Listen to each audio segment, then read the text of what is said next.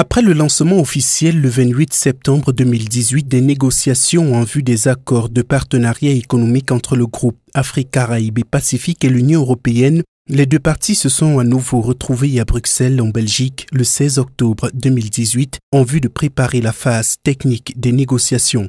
Depuis le 28 septembre passé à New York, nous avions officiellement lancé le dialogue politique, les négociations plutôt avec l'Union européenne. Donc il est question aujourd'hui d'aller dans une phase active qui est celle du début concret des négociations sur un plan technique. Donc nous sommes à Bruxelles pour travailler ensemble parmi le groupe ACP et commencer les négociations le jeudi prochain.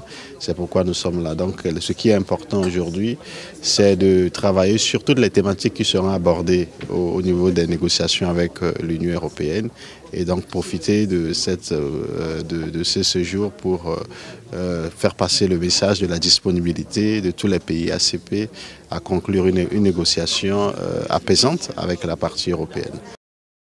À l'entame de ces négociations, le groupe des pays ACP veut apparaître uni face à la partie européenne. Il s'agira de parvenir à un traité juridique unique qui régira les relations commerciales entre les 79 États membres du groupe ACP et l'Union européenne. Le nouveau traité viendra remplacer l'accord de Cotonou qui jusqu'ici régit les relations UE-ACP et qui doit expirer en février 2020. Le régime commercial de Lomé était basé sur des préférences commerciales non réciproques accordées aux pays d'Afrique, des Caraïbes et du Pacifique. Ceux-ci étaient autorisés à exporter plus de 95% de leurs produits sans droit de douane sur le marché européen, tout en taxant les importations en provenance d'Europe. Une disposition attaquée pour discrimination et concurrence déloyale auprès de l'Organisation mondiale du commerce par des pays d'Amérique latine et d'Asie. Pour se conformer aux dispositions de l'OMC, l'Union européenne s'est engagée à supprimer les préférences accordées aux pays ACP